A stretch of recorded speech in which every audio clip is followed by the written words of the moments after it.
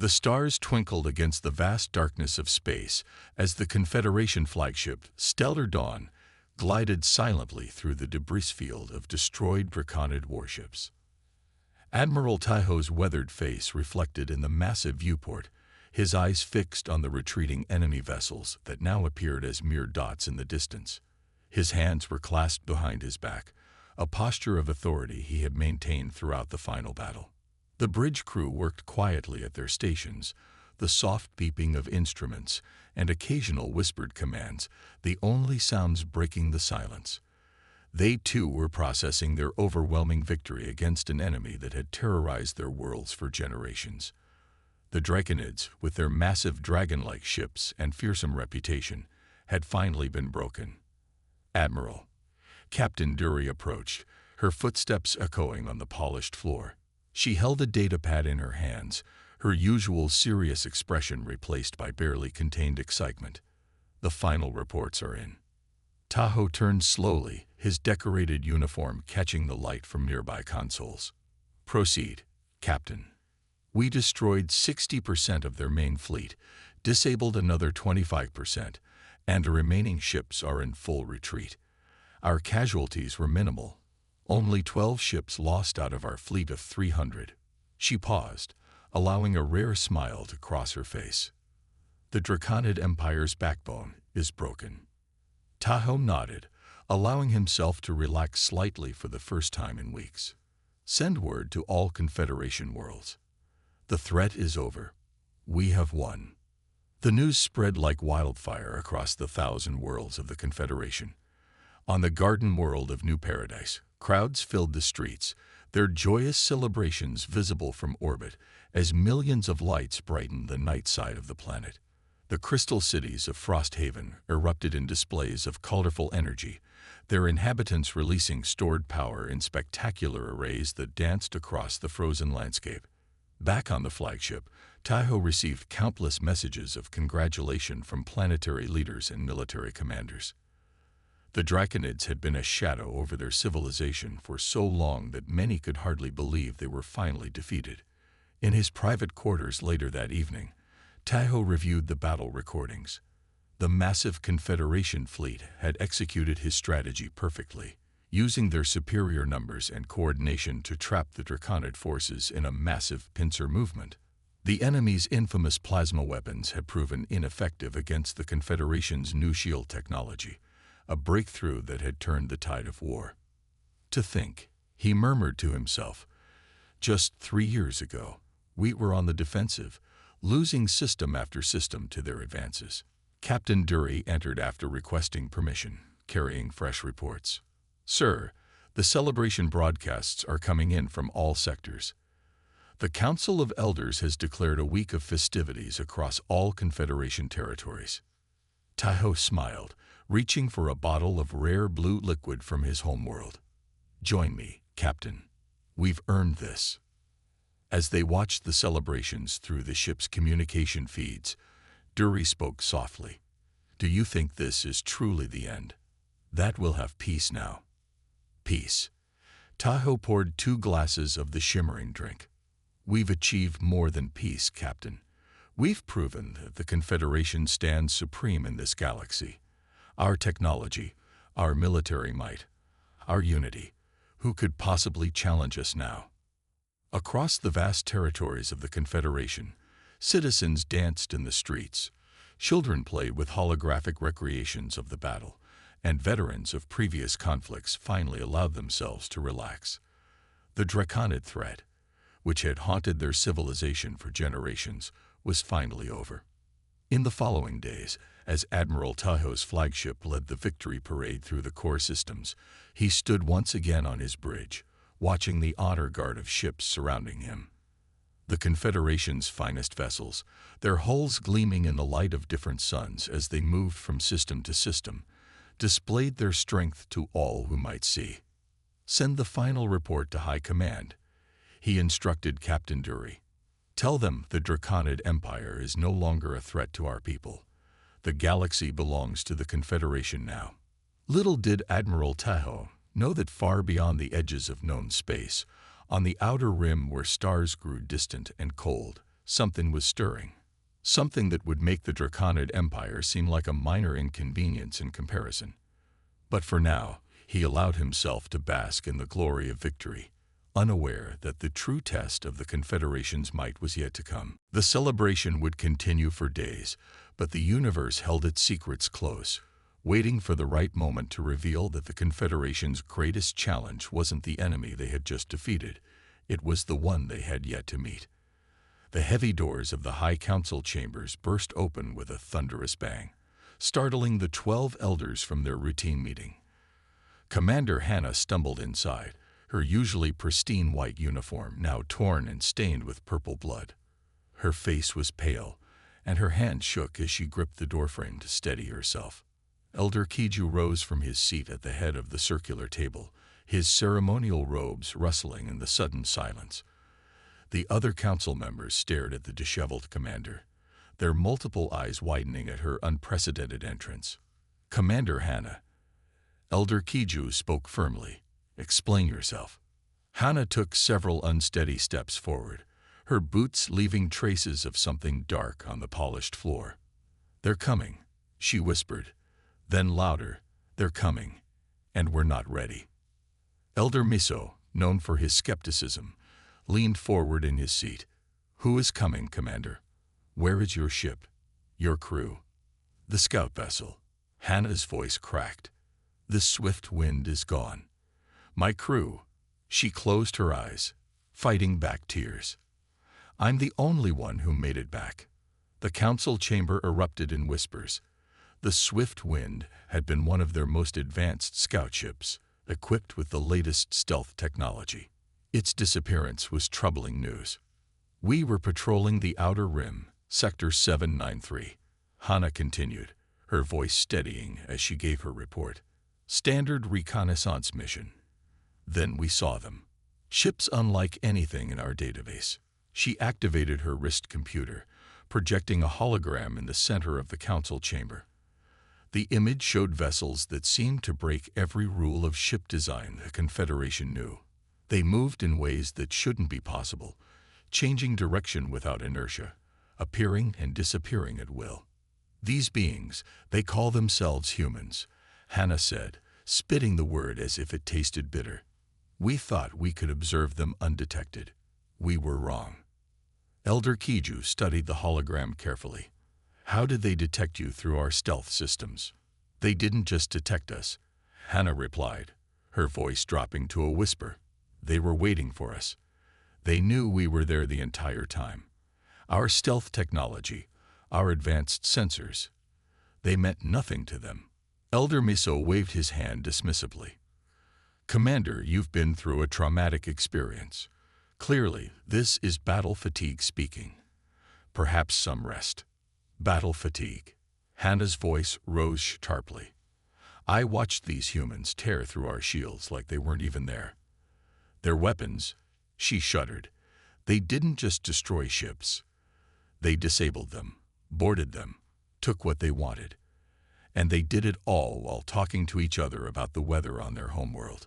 The projection changed to show a recording of a human vessel approaching.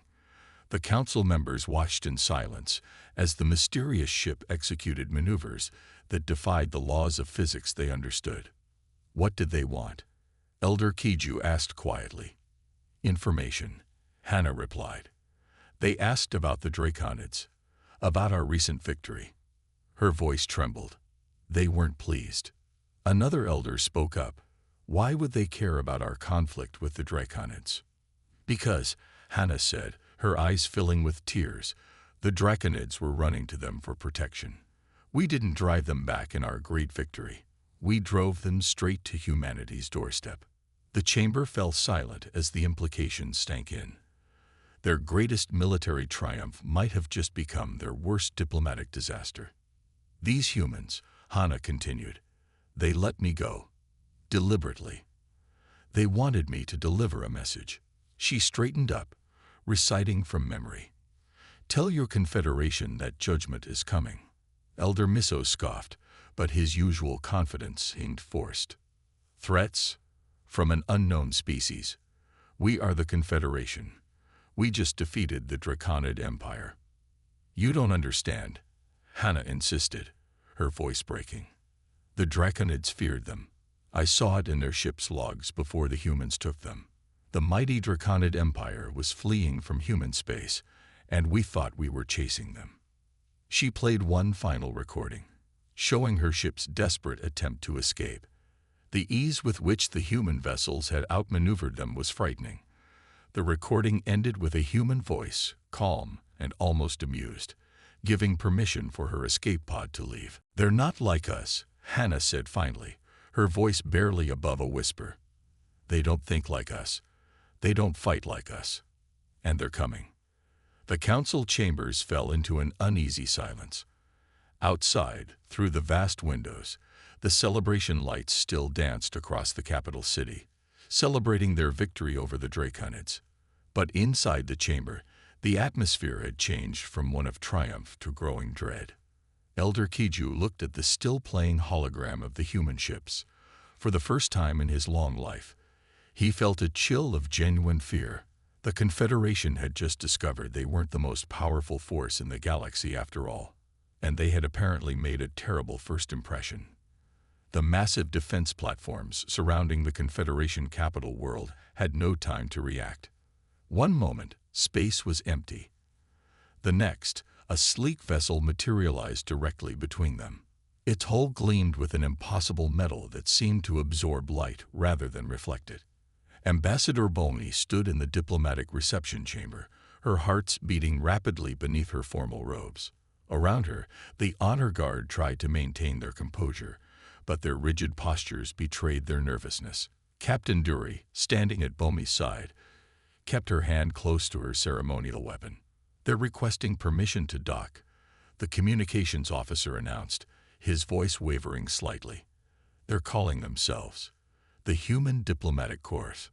Bolney took a deep breath. Grant them permission. Let's not give them any reason to demonstrate more of their capabilities. The human ship docked with impossible precision, connecting to their airlock as if it had been designed specifically for Confederation architecture. The inner doors slid open with a soft hiss, and Captain Reynolds stepped through. The human was shorter than expected, wearing a simple black uniform without any visible weapons or protective gear. What struck Bolney most was how the human moved, with a casual grace that suggested complete comfort in the artificial gravity and atmospheric conditions that had been set to Confederation standards. Ambassador Bolney, Reynolds spoke, her voice carrying an undertone of amusement. Thank you for receiving us on such short notice. The Confederation welcomes peaceful dialogue. Bolney replied carefully, using the traditional diplomatic greeting. Reynolds smiled, and something about that simple expression sent chills down Bolney's spine. Peaceful dialogue. That's an interesting choice of words, given recent events. They moved to the conference room, where refreshments had been prepared. Reynolds declined all offerings, instead pulling out a small device that began projecting detailed star maps into the air. Let's discuss the Draconid situation, Reynolds said, her tone becoming businesslike. Specifically, why you chose to attack refugees seeking asylum in human space. Bolney felt her facial colors shift in surprise. Refugees. The Draconid Empire was expanding aggressively. We were defending. No, Reynolds interrupted softly. You were attacking ships filled with civilians. The Draconid military vessels were escorts, protecting their people as they fled from something far worse than your Confederation. The human tapped her device, and the projection changed to show recordings of Confederation ships firing on what were clearly civilian transport vessels. Bolney felt sick as she recognized the footage. We didn't know, she whispered. That's not entirely true, is it? Reynolds replied. Your intelligence services received transmissions from the Draconids requesting safe passage. They were ignored. Captain Dury stepped forward. Those messages were encrypted. We assumed they were military communications. Did you attempt to decrypt them? Reynolds asked, raising an eyebrow. The silence that followed was answer enough. The human continued, her casual demeanor somehow more threatening than any show of force. The Draconids were fleeing from a quantum collapse in their home sector. They sought protection in human space because we have experience dealing with such phenomena. Instead, they found themselves caught between their dying worlds and your trigger-happy fleet. Bomi felt her professional facade cracking. What? What do you want from us? Want? Reynolds laughed softly. We don't want anything from you. We're here to inform you of what's going to happen next. The human stood, and despite her smaller size, seemed to loom over the Confederation representatives. The surviving Draconids are now under human protection. You will withdraw all military forces from the disputed sectors. You will provide aid and resources for the refugees you displaced. And you will do all this not because we're demanding it, but because it's the right thing to do. And if we refuse? Captain Dury asked, her hand again straying toward her weapon. Reynolds smiled again, and this time there was nothing casual about it. Captain, if you're reaching for that ceremonial blaster, I should mention that it stopped working the moment I entered this room. In fact, every weapon in this station is currently inactive. We could have this conversation about consequences, but I don't think you'd enjoy it. The silence that followed was deafening. Bomi looked at the human with new understanding. This wasn't a diplomatic meeting. This was a courtesy call before everything changed. We'll need time to consult with the High Council, Bomi said finally. Of course, Reynolds replied, moving toward the door. You have 6 hours. Oh, and Ambassador. She paused at the threshold. The next time you encounter a species asking for help, try talking before shooting. It's generally more productive. As the human left, Bomi and Dury exchanged glances. The celebrating crowds could still be heard outside, cheering their victory over the Draconids. But here in the diplomatic chamber, that victory had just turned to ashes in their mouths. Their confidence, Dury whispered. They weren't even trying to intimidate us. They truly don't see us as a threat. Bomi nodded slowly, watching the human ship disconnect from their station with the same impossible precision. No, Captain. I don't think they see us as anything at all. Yet, Intelligence Director Wujin stared at the data scrolling across his screens, his third cup of stimulant growing cold beside him. The underground facility hummed with activity as hundreds of analysts worked around the clock, piecing together everything they could find about humanity. What they discovered made less sense with each passing hour. Director, Commander Yuri called from the doorway. You need to see this. Wujin followed her to the main analysis chamber, where a holographic representation of Earth hung in the center. The planet rotated slowly, displaying readings that defied everything they knew about habitable worlds. This can't be right, Wujin muttered, circling the projection. Their gravity is nearly twice what any spacefaring species should evolve under. The temperature variations. He shook his head. No world should support intelligent life with swings from -40 to +40 degrees. Yuri nodded grimly.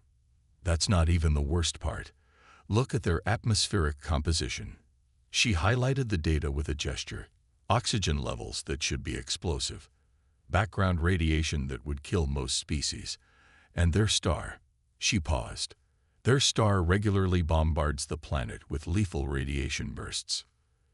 Yet they survived, Wujin said softly. Not just survived. They thrived. The screens around them filled with images from human history. Wujin had assigned entire teams to study their development, and each report was more disturbing than the last. Their warfare evolution is unlike anything we've seen, Yuri continued, pulling up historical records. Most species develop weapons in a predictable pattern: spears, arrows, basic explosives. But humans, she displayed a timeline. They went from primitive projectile weapons to splitting atoms in less than 300 years. Wujin studied the warfare progression. How did they advance so quickly without destroying themselves? That's the thing, Yuri replied, her voice tense. They came close, multiple times, but each crisis just made them stronger. They'd push themselves to the brink of extinction, then pull back and use what they learned to advance even further. The director moved to another display showing human physical capabilities. Their endurance is impossible. They can repair broken bones while continuing to move. They can survive losing limbs, massive blood loss. Some of them run hundreds of kilometers for entertainment. Their psychology is even more fascinating, Yuri added, bringing up new data. They form emotional bonds with non-sentient creatures. They'll risk their lives to save complete strangers. They create art about their own extinction events. They imagine threats just to prepare for them. Wujin sat heavily in his chair, and we threatened their new allies. The Draconids knew, Yuri said quietly. Look at this. She displayed intercepted Draconid communications from before the conflict. They weren't expanding their empire. They were establishing a buffer zone between their space and ours, trying to protect us from directly encountering humanity until we were ready. The implications hit Wujin like a physical blow. We didn't just attack refugees. We destroyed the barrier the Draconids built to protect us from ourselves. More data continued flowing across the screens. Human medical techniques that seemed like magic, their casual manipulation of quantum states, their ability to adapt to any environment. One report showed humans living in underwater habitats. Another detailed their survival in the vacuum of space. Their ships, Wujin mused, the ones that appeared impossible. We were measuring them wrong, weren't we? Yuri nodded. They don't break the laws of physics, Director. They just understand them better than we do. What we thought were the fundamental rules of the universe. They're more like guidelines to humans. The analysis chamber fell silent as they absorbed the magnitude of their situation. The Confederation had spent generations believing they were approaching the pinnacle of possible advancement. Now they realized they were children playing with toys compared to humanity's capabilities. Prepare the report for the High Council, Wujin ordered finally. Include everything. They need to understand what we're dealing with. Sir, Yuri hesitated. The council members might panic when they see this. Good, Wujin replied grimly.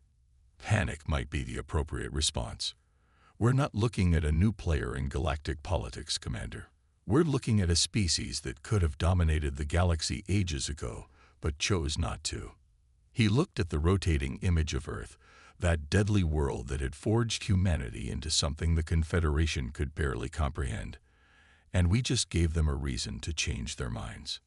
The data continued streaming, painting a picture not of the monsters they had initially feared, but of something far more terrifying. A species that had mastered death itself, that treated impossible challenges as interesting puzzles, that had built their civilization in conditions that should have prevented life from existing at all. Send copies to all senior military commands as well, Wujin added. They need to understand. We didn't just wake a sleeping giant. We woke up a species that considers giants to be cute pets. The High Council chamber had never felt so cold. Elder Kiju's hands trembled as he gripped the podium, facing the assembled leaders of the Confederation. The celebration banners from their victory against the Draconids still hung from the vaulted ceiling, now seeming more like mockery than decoration. Members of the High Council, Kiju began, his voice echoing in the silent chamber. What I am about to share will change everything we thought we knew about our place in the galaxy. Intelligence Officer Jian stepped forward, her usually perfect posture showing signs of exhaustion. Dark circles under her eyes testified to sleepless nights spent analyzing the data. Show them, Kiju commanded softly. The chamber's holographic system activated, displaying the last moments of a Draconid civilian transport. The ship's final transmission played, filling the room with desperate pleas for mercy in multiple languages. Among them, clear as day, were calls for human intervention. We didn't just defeat an enemy, Jan explained, her voice tight with controlled emotion. We attacked refugees. The Draconid Empire wasn't expanding. They were running away. Admiral Tayo, seated in the front row, stood up abruptly. Running from what? They were the most powerful force we had ever encountered. Jian changed the display to show astronomical data. They were fleeing from a quantum collapse in their home sector. Their scientists had detected it years ago. They tried to warn us. to explain why they needed safe passage through our space. The council chamber erupted in whispers as Jan continued, but we were so convinced of their aggression, so certain of our own superiority, that we never bothered to decode their diplomatic transmissions. Elder Kiju raised his hand for silence, and now we face the consequences. The humans, whose protection the Dracon had sought, have taken notice of us. New images appeared. Massive human fleet movements captured by their long-range sensors, ships that made their most powerful vessels look like children's toys were assembling at the edges of known space. Their technology, Jan reported, operates on principles we barely understand. Our best scientists have studied the scan data. The humans aren't just more advanced than us. They're operating on a completely different level of scientific understanding. Admiral Tejo sank back into his seat, the color draining from his face. The victory celebrations, he whispered, were premature. Kiju finished for him. While we celebrated destroying refugee ships, humanity was watching. And now they're coming. The holographic display showed a map of Confederation space, with probable human advance routes marked in red. They seemed to be approaching from every direction at once. But surely we can negotiate, one council member called out. Explain our mistake. Jan's laugh was bitter. They already know. Every transmission we sent, every order we gave, they intercepted and decoded them all. They watched us attack their allies, celebrate their deaths, and planned for further expansion. The chamber fell silent as the implications sank in. Their moment of greatest triumph had become their most catastrophic mistake. There's more, Jan continued, her voice barely above a whisper. We've analyzed their communication patterns. They're not preparing for war. Their fleet movements, their resource allocations, they're treating this like a police action.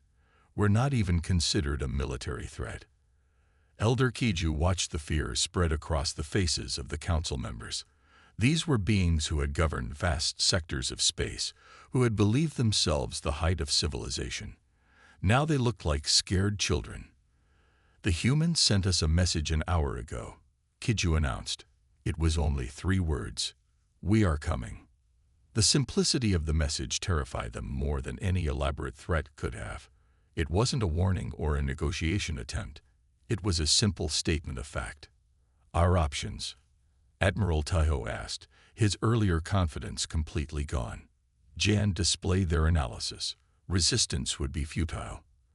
Their smallest ships could likely defeat our entire fleet. Running isn't possible. They can travel faster than our best ships. Fighting would only prove to them that we're as primitive as they suspect. Then what do we do? The question came from multiple council members at once. Elder Kiju straightened his robes, facing his fellow leaders. We do the one thing we should have done from the beginning. We admit our mistake. We offer reparations to the surviving Draconids. We accept whatever judgment humanity deems appropriate. The chamber erupted in protests, but Kiju raised his voice over the chaos. Look at the banners above you. We celebrated genocide. We murdered refugees seeking shelter and called it a great victory. If humanity decides to destroy us, they would be justified. Silence fell again, heavier than before. The celebration banners seemed to droop, their proud symbols of victory now transformed into marks of shame. The human fleets will reach our outer colonies in 6 days, Jan reported quietly. We have until then to decide how we want to be remembered, as the civilization that learned from its mistakes, or the one that had to be forcibly taught the meaning of compassion. The massive defensive wall of Confederation warships hung in space like a gleaming barrier of steel and energy. Admiral Tejo stood on his flagship's bridge, watching the tactical display with growing unease. 300 ships, the pride of their fleet, formed an impenetrable line protecting their core worlds. Human vessels detected, the sensor officer announced, his voice wavering. They're just sitting there, sir. Tejo studied the readings. 5 ships. The humans had sent only 5 ships against their entire defense fleet. The insult made his blood boil. Open a channel, he commanded. Let's see if we can end this before it begins. The communication screen flickered to life, showing the human captain who appeared to be drinking something from a cup. "Admiral Taiho," she said pleasantly. "We were wondering when you'd call." "You're outnumbered 60-1, Taiho stated firmly. "Withdraw now, and we can discuss terms." The human captain took another sip. "Terms were already offered. You chose not to accept them. Now we do this the hard way." She glanced off screen. "Oh, and Admiral, we're not outnumbered. We're just being efficient." The screen went dark. Seconds later, two of the human vessels simply vanished from their sensors. "Where did they?" Taiho began, but his question was answered as explosions rippled through his fleet. The human ships reappeared inside their defensive formation, somehow having passed through their strongest shields as if they weren't there. "Impossible," Captain Dury whispered from her station. "They're treating our defensive screens like they're not even there." More Confederation ships erupted in silent explosions. No, not explosions, Taiho realized. Their systems were simply shutting down, leaving them dead in space. "Return fire," he ordered. "All ships, concentrate on the nearest human vessel." Hundreds of energy beams converged on one human ship. Its hull absorbed the attacks without showing a single scorch mark. Then it moved, accelerating in ways that defied physics, passing through their formation like a knife through water. "Sir," the weapons officer called out, panic in his voice, "our weapons are having no effect. They're shields. They're operating on principles we've never seen." Captain Dury's voice crackled over the comm. "Admiral, they're not trying to destroy us. They're disabling our ships one by one. These aren't weapons we're facing. They're treating us like we're malfunctioning equipment that needs to be turned off." Taiho watched helplessly as more of his ships went dark. The humans moved with casual precision, their 5 vessels systematically shutting down the pride of the Confederation fleet. "New contact," the sensor officer shouted. "Massive energy signature. It's bigger than anything we've ever detected." A new ship emerged from nowhere, dwarfing even their largest vessels. Its surface seemed to bend light around it, making it hard to look at directly. "Message from the human vessel," communications reported. "Play it," Taiho ordered, his voice hollow. "Admiral," the same captain's voice came through, still sounding relaxed. "That's one of our actual warships up there. We really don't want to use it. The cleanup would be tedious. Stand down your fleet, and we can end this exercise." Exercise. They had been treating this like a training mission. "Sir," Captain Dury's voice came through one last time. "You need to see this. Before they disabled my systems, I got a reading on their energy outputs. The ships they're using. They're not military vessels. They're retrofitted civilian ships. They're beating us with their equivalent of cargo haulers." The revelation hit Taiho like a physical blow. They weren't even facing the real human military. This was probably their version of a police action, using whatever ships were convenient. "All ships," he transmitted, his voice heavy with defeat, "stand down. Power down weapons and shields." The human ships immediately stopped their assault. The massive vessel above them remained motionless, a silent reminder of what real human military power looked like. "Wise choice, Admiral," the human captain's voice returned. "Now about those terms we mentioned earlier." Taiho looked out at his disabled fleet, at the ships that had so recently celebrated their great victory over the Draconids. Now they floated powerless, defeated by 5 civilian ships and the mere presence of a single human warship. "We'll accept your terms," he replied quietly. "Excellent. We'll send over a diplomatic team shortly. Oh, and Admiral, don't worry about your ships. Once the paperwork is signed, we'll help you turn them all back on. No permanent damage done." The communication ended, leaving Taiho standing on his bridge, watching his mighty fleet drift helplessly in space. They had prepared for a war, only to discover they had never had a chance of fighting one in the first place. Neutral Station 7 hung in space like a jewel, its crystalline structure reflecting the light of 3 nearby suns. Inside the Grand Conference Chamber, Ambassador Bomi felt small despite her elevated position as the Confederation's chief representative. The room's design emphasized her species' diminished status, the Confederation delegation seated at the lowest level, with the Draconid survivors and human representatives positioned above them. The human negotiator, a woman named Sarah Chen, stood at the center of the chamber. She wore no ceremonial robes, no badges of office, just a simple black uniform that somehow commanded more respect than any ornate garment could. "Let's begin," Chen announced, her voice carrying effortlessly through the chamber. "The terms are straightforward. We're not here to negotiate. We're here to establish the new reality." Bomi watched as holographic maps materialized around them, showing the revised borders of Confederation space. Their territory had been reduced by nearly 40%, with buffer zones established between them and the surviving Draconid populations. "The reparations schedule is detailed in Section 3. Chen continued, gesturing to the documents appearing before each representative. "You'll provide resources, technology, and assistance in rebuilding what you destroyed.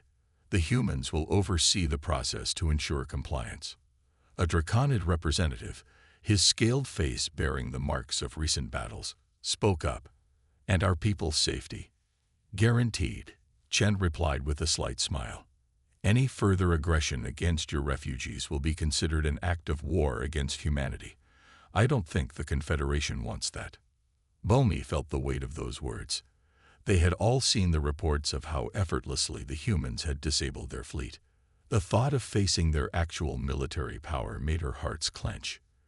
"Additionally," Chen continued, "all future interspecies conflicts in this sector will require human oversight.